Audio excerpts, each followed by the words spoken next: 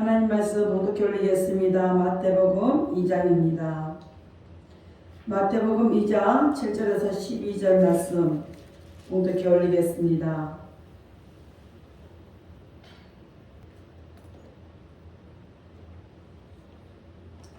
이에 헤롯이 가만히 박사들을 불러 별이 나타난 때를 자세히 묻고 베들레헴으로 보내며 이르되 가서 아기에 대하여 자세히 알아보고 찾거든 내게 구하여 나도 가서 그에게 경배하게 하라. 박사들이 왕의 말을 듣고 갈새 동방에서 보던 그 별이 문득 앞서 인도하여 가다가 아기 있는 곳 위에 머물러 섰는지라. 저희가 별을 보고 가장 크게 기뻐하더라.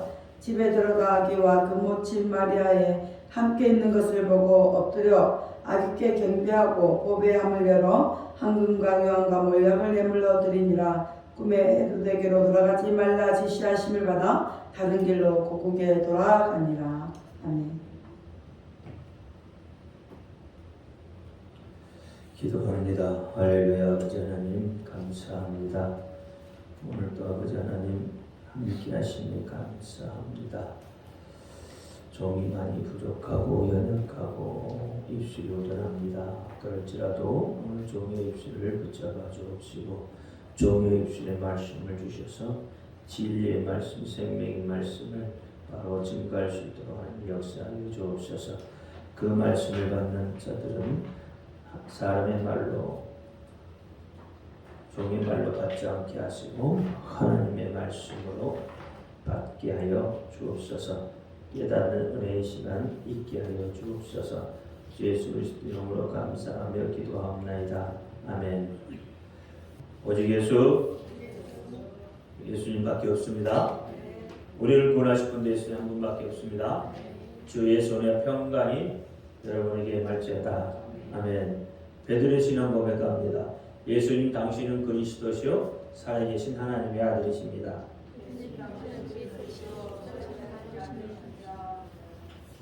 예수님 당신은 나의 구세주, 나의 전부이십니다.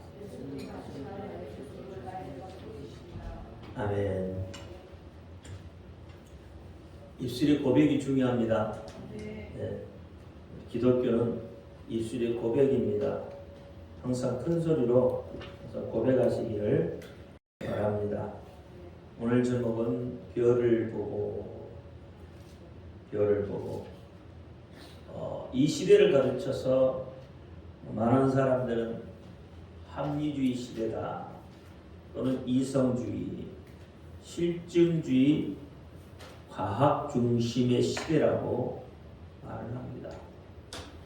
그래서 예수님의 12 제자인 중에 하나인 도마와 같이 모든 것을 손으로 만지고 보고 듣고 그래야 믿는 시대입니다. 물론 이성적인 요소가 필요 없다는 말은 아니죠. 중요한 것은 그것들이 사람을 변화시킬 수 없다는 겁니다. 아무리 보고 듣고 만져보아도 그것으로는 사람을 변화시킬 수가 없는 것입니다. 한번 사람의 뇌리 속에 박혀버린 그 사고는 잘 변하지 않습니다. 사람의 습성도 잘 바뀌지 않죠. 그래서 성경은 옛 구습을 벗어버리지 않는 한 새롭게 될 수 없다고 말을 합니다. 에베소서 4장 22절부터 24절 말씀에 보면 너희는 유혹의 욕심에 따라 썩어져가는 구습을 쫓는 옛 사람을 벗어버리고 오직 심령으로 새롭게 되어 하나님을 따라 의와 진리의 거룩함으로 지으심을 받은 새 사람을 입으라라고 말합니다. 새롭게 되어야 된다는 거죠. 새 사람을 입어야 한다고 말합니다. 그렇다면 무엇이 과연 사람을 변화시킬 수 있겠습니까? 어떻게 해야 새롭게 되어서 새 사람이 될 수 있겠습니까? 변하지 않는 하나님의 말씀으로 살아있는 하나님의 말씀이 운동력이 되어서 우리 속에 역사하시는 그 하나님 말씀밖에 다른 방법은 없습니다. 히브리서 4장 12절에 하나님의 말씀은 살았고 운동력이 있어 좌우의 날선 어떤 것보다 예리하여서 혼과 연과 및 관절과 골수를 찔러 쪼개기까지 하며 또 마음의 생각과 뜻을 감찰하신다. 그러니까 하나님의 말씀이 살아있어서 우리의 혼과 연과 관절과 골수를 찔러 쪼개야 된다. 그래야 새 사람이 된다는 거예요. 그 말씀이 마음의 생각과 뜻을 감찰하신다. 이 생각, 이 하나님의 말씀이 우리 속에 들어오지 않으면 그 사람은 절대로 변할 수가 없습니다. 환경이 조금 바뀌면 여러분 변할 것 같지만 그렇지 않아요. 좋게 변하면 좋은데 그렇지가 않다. 오히려 더 나쁘게, 더 악하게 변해가는 거예요.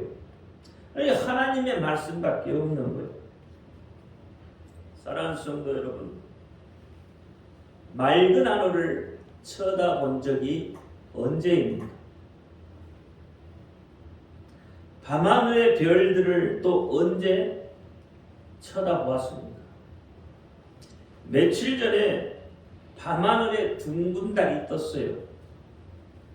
근데 그 옆에 작은 별 하나가 보입니다. 그것을 화성이라고 그러더라고요. 그러니까 엊그저께 떴던 그 달 옆에 떠있는 작은 별이 화성이에요. 보셨습니까? 못 보셨죠? 왜 못 보셨죠? 마음에 여유가 없어서 보지 못한 거죠.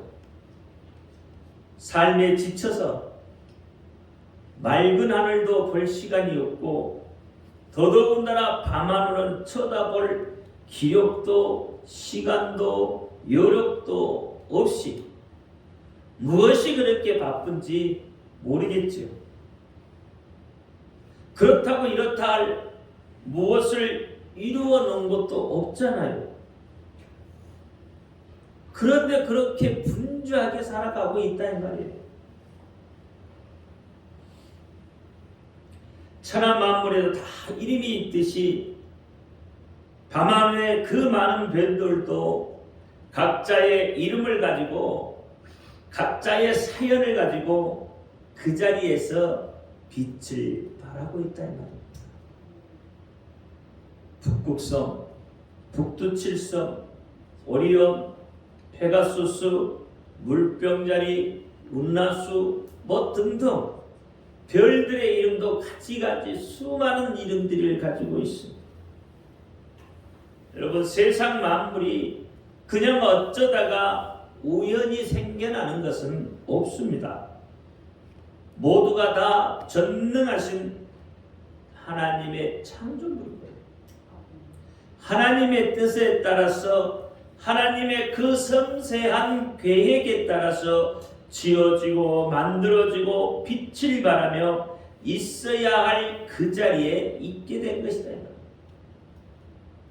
창세기 1장 16절 17절에 보니까 또 별들을 만드사 하나님의 그것들을 하늘의 궁창에 두어 땅에 비치게 하시며 하나님이 별들을 가지고 하늘의 궁창에다가 있을 그 자리에 꼭꼭 박아 놓으셨다.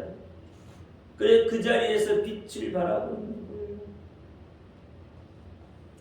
진화론이 되었든 스티븐 호킹의 우주 물리학이 되었던 그 모든 것들은 사실 다 허구에 불과해요. 하나님께서 만들어 놓은 것들을 자신들의 어떤 지식으로 조금 찾아내었을 뿐이다. 지금도 수많은 과학자들이 천체를 연구하면서 하나님의 창조의 세계를 밝혀내려고 하지만 그럴수록 하나님의 무한한 능력과 그 하나님의 세계에 감탄하며 매료되어 갈 뿐이다. 시편 19편 1절에 하늘이 하나님의 영광을 선포하고 궁창이 그의 손으로 하신 일들을 나타내도다 그랬습니다. 우리 인간이 하지 못하는 것을 하늘이 하나님의 영광을 나타내고 궁창이 하나님이 지으셨다는 것을 말하고 있다는 이야기예요. 우리는 하나님의 완전하심을 믿는 사람들, 또 성경의 무호소, 즉 성경이 1.1획도 틀림이 없는 진리라는 것을 믿는 사람들이죠. 하나님의 말씀은 역사적, 문학적, 과학적인 영역에서도 변하지 않는 진리입니다. 심지어는 성경의 모든 인간의 이성과 과학과 문학을 뛰어넘어 초월하고 계시다는 거예요. 여러분, 기독교에는 3대 신비가 존재합니다. 첫째는 예수님의 탄생 사건이죠. 어떻게 처녀 몸에서, 그렇죠? 남자를 알지 못하는 처녀 몸에서 예수님이 탄생합니다. 예수님의 탄생 날짜도 우리는 정확하게 알 수가 없습니다. 둘째는 예수님의 부활과 승천 사건. 죽은 자가 어떻게 살아나고 또 그가 어떻게 하늘로 승천했는가. 하나님이 가르쳐 주지 않으면 알 수 없는 부분들입니다. 세 번째는 예수님의 다시 오심이에요. 예수님의 재림 사건이죠. 아직 이것은 이루어지지 않고 있습니다. 그러나 반드시 속히 오리라고 말씀을 하고 계십니다.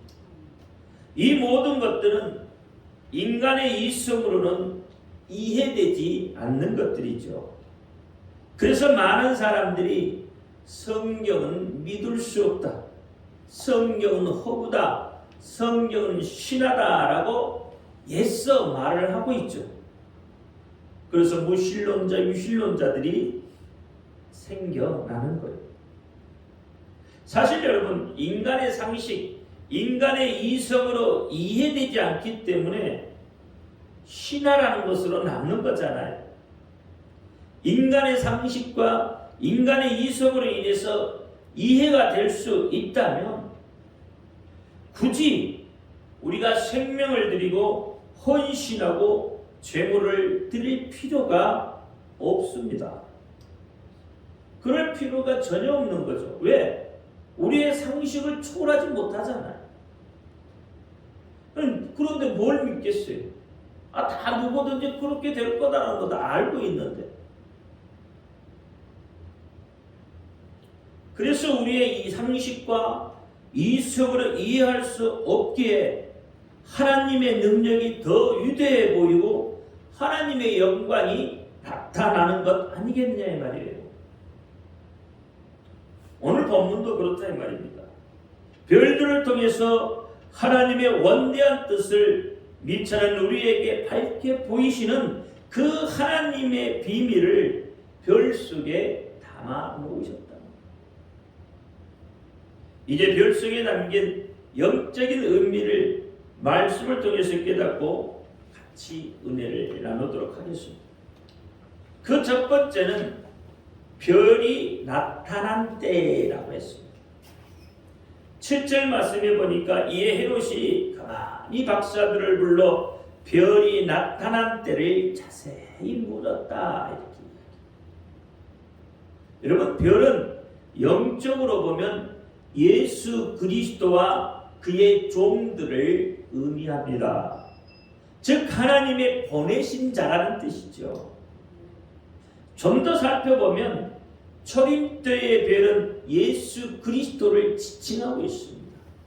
마지막 때 종말의 때에 세워질 예수 그리스도의 참 종들을 또한 상징하고 있음을 보여주고 있습니다.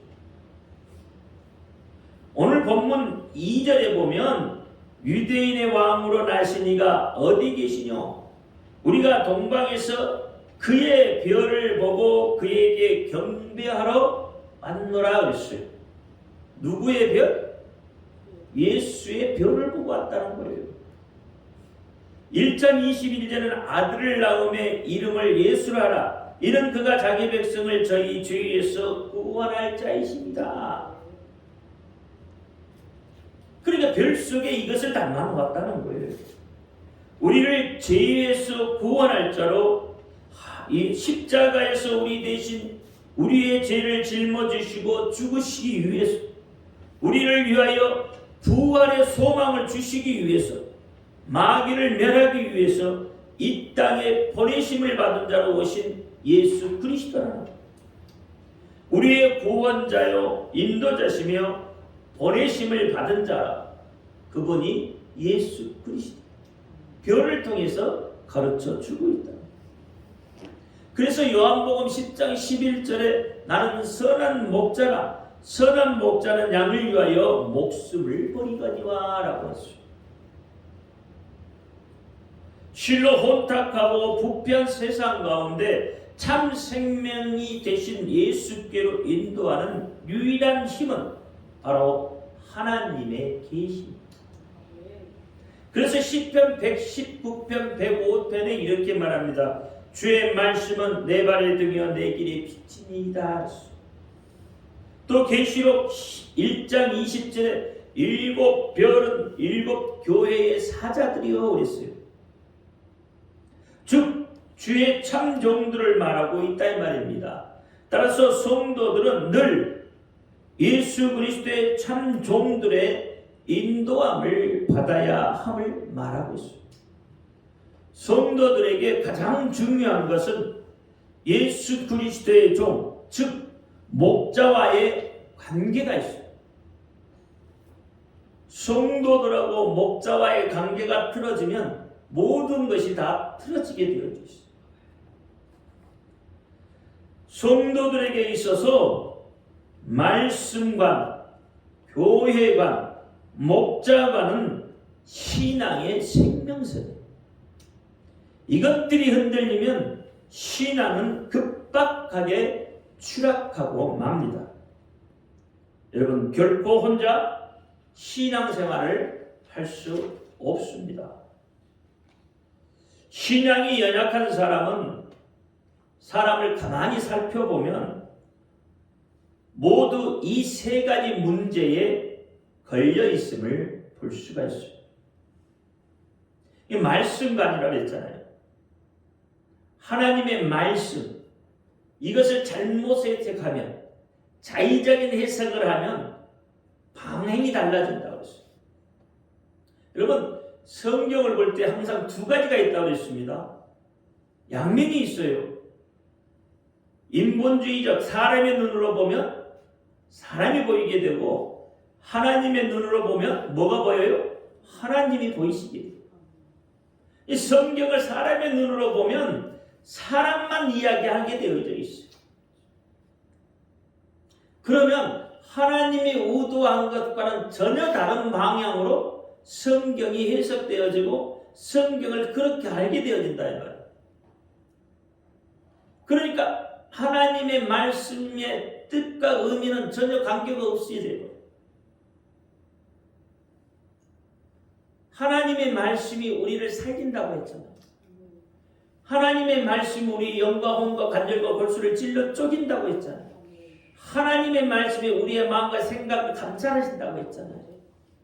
근데 그 말씀을, 하나님 말씀을 어떻게 내 마음대로 해석해버리면 어떻게 되겠느냐. 불을 못 타잖아요. 뻔한 이치가 나오는 거예요. 교회관이 잘못돼도 그렇습니다. 교회는 누가 세우셨어요? 예수님이 세우셨어요. 그렇죠?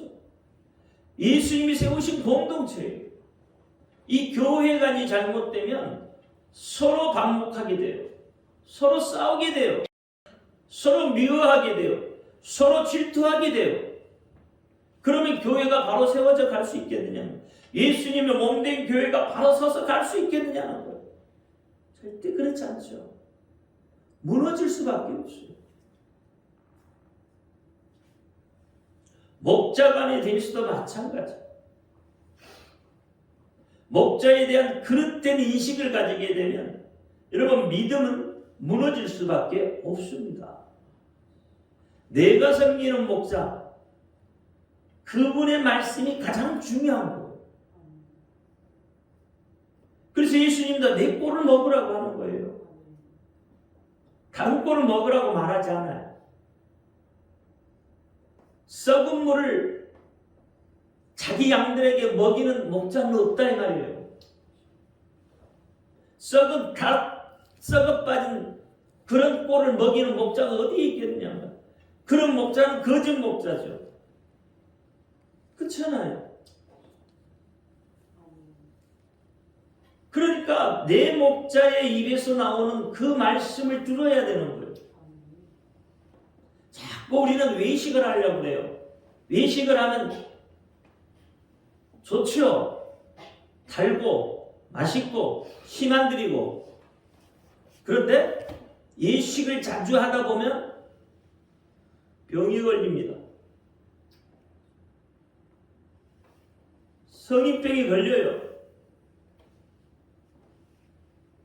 동일하다 이 말이에요. 그래서 목자관을 바로 세워야 돼요. 따라서 우리는 철저히 하나님이 보내신 그 별을 보고 따라가는 자들이 되어야 한다 이 말이에요. 히브리서 13장 17절에 너희를 인도하는 자들에게 순종하고 복종하라. 너희는 너희의 영혼을 위하여 경성하기를 자기가 회개하는 자인 것 같이 하느니라. 저희로 하여금 즐거움으로 이것을 하게 하고 근심으로 하지 말게 하라. 그렇지 않으면 너희에게 유익이 없느니라고 했어요. 여러분이 유익을 삼으려면 어떻게 하라고요? 너희를 인도하는 자들에게 순종하고 복종하라고. 어찌됐든 중요한 것은 하나님은 반드시 별을 보내신다는 거예요. 하나님은 반드시 그 시대마다 주의 종들을 세워서 하나님의 말씀을 선포하게 하신다는 거예요. 구약의 애굽의 종살이로 있었을 때는 모세를 보내셔서 이스라엘 백성들을 구원해 내셨고, 사사시대에는 사사들을 보내서 하나님의 말씀을 계시해 주셨고, 왕정시대에는 엘리야나 엘리사 등 수많은 선지자들을 보내서 말씀을 하셨어요. 근데 그 말씀을 듣지 않을 때는 하나님이 어떻게 해요? 선지자도 보내지 않아요. 하나님의 말씀을 주시지 않아요. 그때가 암흑이야. 하나님의 말씀이 없는 시대, 선지자가 없는 시대, 그 시대가 우리는 암흑 시대라고 말을 한다.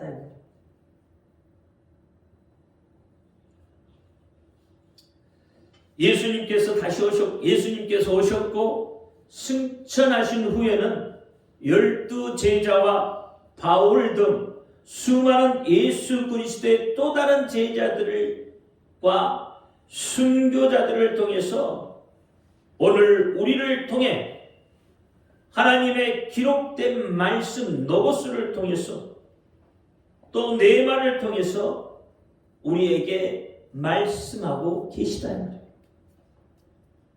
오늘 본문은 예수님의 탄생 앞에 헤롯과 동방박사라는 두 인물이 등장합니다. 이 두 무리의 사람은 정말 극렬하게 대도되는 그러한 입장을 취하고 있어요. 헤롯은 위선된 경건으로 이 박사들을 설득하려는 전형적인 적그리스도의 수법이에요. 적그리스도 거짓 선지자들의 모습을 나타내고 있다 이 말입니다. 그러니까 헤롯이 예수를 찾는 이유가 무엇이에요? 정말로 그가 입술로 말하는 것처럼 예수를 경배하기 위해서 찾았느냐 이 말이에요. 그렇지 않죠. 동방박사가 어떻게 왕궁을 통하지 않고 돌아갔을 때 헤롯이 한 일이 뭐였어요? 예수가 낳는 기점을 통해서 2살 이하의 어린아이는 다 죽였어요. 그러니까 헤롯은 이미 뭐예요? 죽이려고 작정하고 있다 이 말입니다. 계획을 세워놓고 있어요. 만약에 동방박사들이 다시 오지 않으면 2살 이하의 아이들은 다 어떻게 죽여야 될 것이다. 이미 계획에 세워놓고 있는 거죠. 그러니까 아기를 찾는 이유는 경배하기 위해서가 아니라 죽이기 위해서예요. 목적이 죽이려고 하는 목적이다 이 말이에요. 예수님은 우리에게 뭐예요? 생명을 주시러 가셨어요. 그렇죠? 주의 종들은 뭐 하라고요? 여러분 그 생명을 여러분에게 이어주기 위해서. 그래서 구약의 제사장은 다리는 역할이에요. 다리 역할. 예수님은 오늘 우리에게 하나님과 연결된 다리 역할을 하셨고 주의 종들은 예수님과 여러분을 연결해주는 다리 역할을 하는 거예요. 생명을 주기 위해서 하는 거랍니다.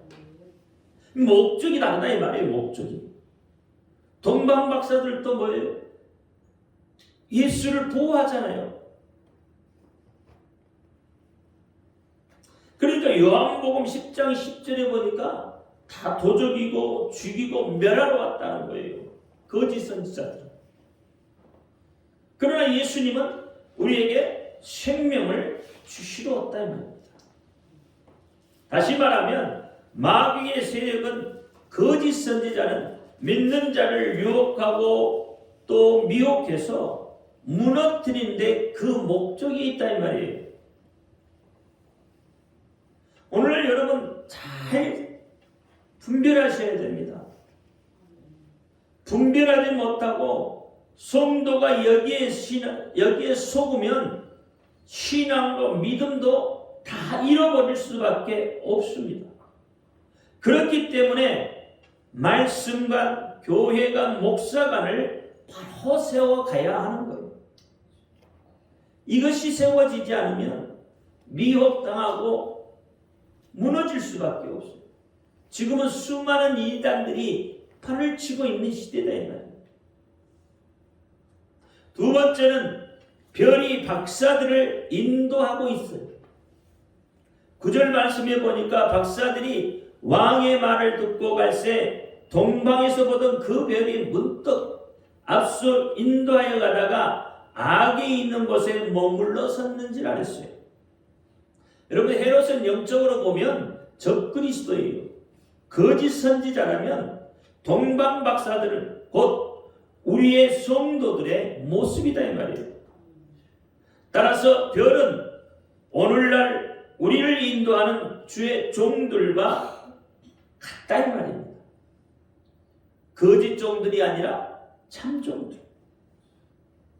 성도들에게는 꼭 목자가 필요합니다. 참 목자가 필요한 거예요. 여러분 낯선 곳을 여행하려면 혼자 여행하면 어떻게 해요? 불안하잖아요. 힘들죠. 어렵죠. 알지 못하니까. 그러나 그곳에 가이드가 있으면 어떻게 되죠? 안전하게 여행을 할 수 있을 것입니다. 마찬가지예요.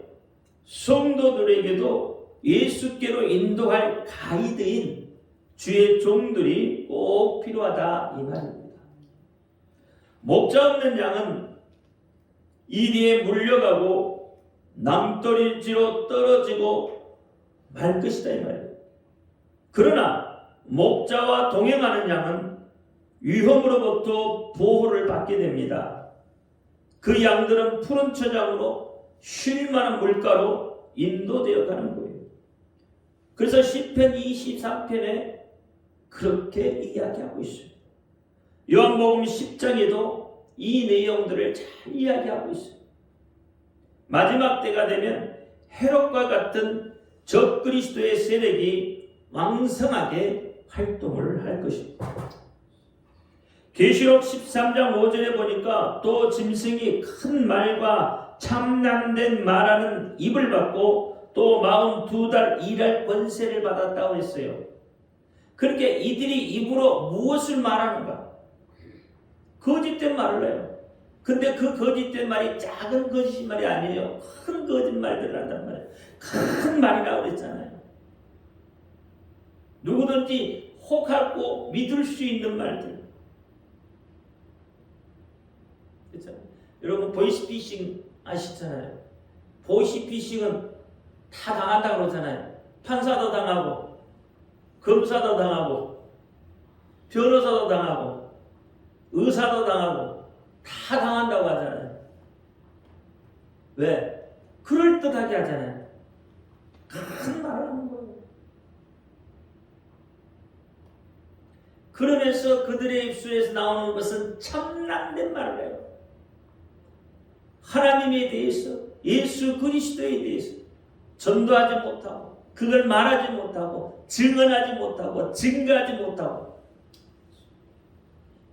이스라엘 가면 어떤다고요? 예수를 게이라고 한다고 그러잖아요.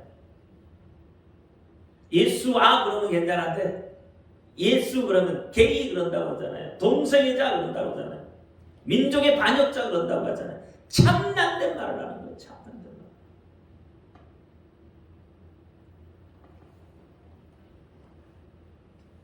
여러분 이들은 교회를 무너뜨리기 위해서 성도를 무너뜨리기 위해서 목사를 무너뜨리기 위해서 수단과 방법을 가리지 않고 있다는 말입니다. 성도들 간에 서로 사랑이 식어져 가고 반목하고 미워하며 원망하게 하여서 우리의 믿음을 우리의 신앙을 넘어뜨리려고 할 것이다. 그럴 때마다 여러분 하나님의 말씀으로 무장하고 분별해서 하나님이 보내신 그 별들을 따라가야 하는 거예요. 동방 박사들처럼 우리의 구원자이신 예수를 만날 수 있게 되는 겁니다. 또 다시 오실 때까지 우리의 바른 믿음, 그 믿음을 지키면서 믿음의 승리자가 되기를 바랍니다. 세 번째는 별을 보고 크게 기뻐하고 기뻐했다고 하죠. 10절에 저희가 별을 보고 가장 크게 기뻐하고 기뻐하더라 그랬어요. 박사들이 별을 보고 기뻐한 것은 예수님의 탄생을 목격할 수 있는 곳에 이르렀기 때문에 목적이 있습니다. 다시 말해 이들은 예수님으로 기뻐한 자들이었다는 것을 우리가 알 수 있는 거죠.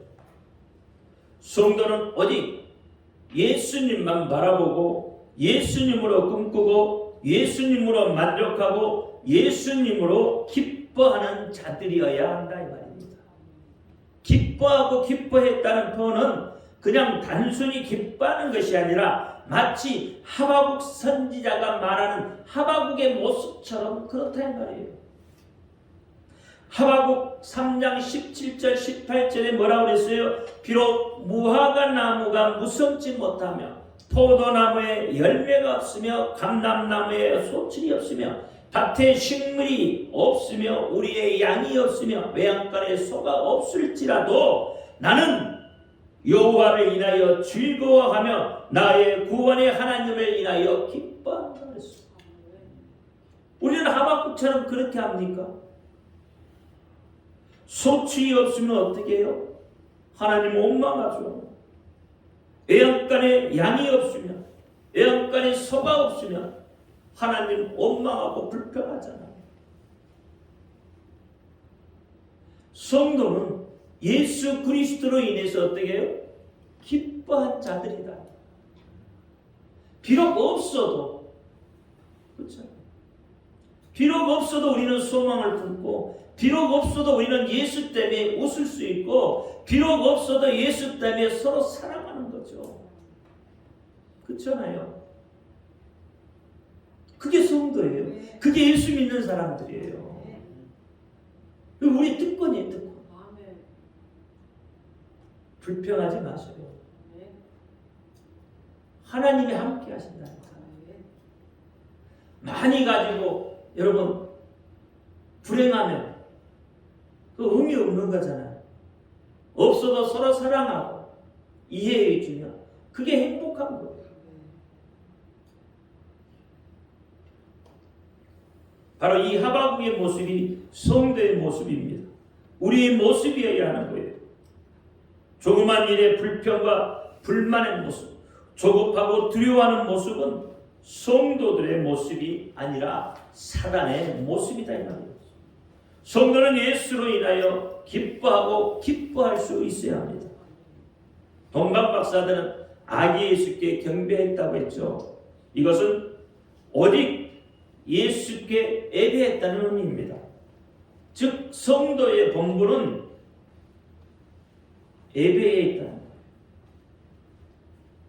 예배가 무너지면 다 무너지는 겁니다. 말씀이 들려지지 않게 되고 교회관이 무너지고 목자관이 다 무너지게 되어져 있어요. 이것은 지금 시대를 보면 알 수 있잖아요. 코로나로 인해서 어떻게 했습니까? 교회 예배가 다 무너졌잖아요. 그로 인해서 성도들이 어떻게 됐어요? 교회를 떠나가고 그렇잖아요. 하나님 말씀을 듣기 싫어하고 목자의 관계가 소원해졌잖아요. 그냥 집에서 드려도 되는데요. 아니면 놀러가서 그냥 인터넷 틀고 하면 되는데요. 마음의 자세가 안 돼 있는 거. 예배는 생명을 드리는 거라고 했잖아요. 여러분 예배를 드릴 때 내 생명을 드린다고 생각을 하고 예배를 드리면 그 예배는 신령과 진정의 예배가 되는 거예요. 하나님이 기뻐하시는 예배가 된다니까요. 그런데 예배가 무너져 버리면 예수님을 믿어도 공허함이 찾아옵니다. 세상이 눈에 들어오게 되어져 있어요. 예배가 무너졌기 때문에. 그래서 성도는 죽더라도 예배하다가 죽는 것이 최고의 가치 있는 삶이고 복된 길이다 이 말이에요. 예배에 있습니다. 예배에 있어요. 그러니까 예수를 믿어도 공허함이 찾아온다는 이야기는 뭔 말이에요? 예배를 드리지 않기 때문에 그 믿음이 식어버린다는 거예요. 식어버려요. 예수 믿는 믿음이 식어버려요. 세상이 눈으로 들어오잖아요. 계시록 11장 1절에 또 내게 지팡이 같은 갈대를 주며 말하기를 일어나서 하나님의 성전과 제단과 그 안에서 경배하는 자들을 청량하되 라고 했어요. 무슨 말이죠? 하나님의 성전과 제단과 그 안에서 경배하는 자들을 청량한다고 했어요. 집에서 혼자 마음대로 그렇게 아니면 놀러가서 어떻게 드려지는 그 예배가 아니라는 거예요. 하나님의 성전과 제단과 그 안에서 경배하는 자들. 예배의 중요성을 말하고 있어요. 초대 교회인들은 날마다 성전에 모이기를 힘썼습니다. 사도행전 2장 46절에 날마다 마음을 같이하여 성전에 모이기를 힘쓰고 뭘 같이 해서요? 마음을 같이 해서. 성도가 성도끼리 어떻게 마음이 흐트러지면 교회는 세워지지 않는다고 아까 말씀드렸어요. 그러니까 성도는 예수 그리스도라는 그분이 계시기 때문에 그분을 통해서 어떻게 마음을 합할 수가 있는 거예요.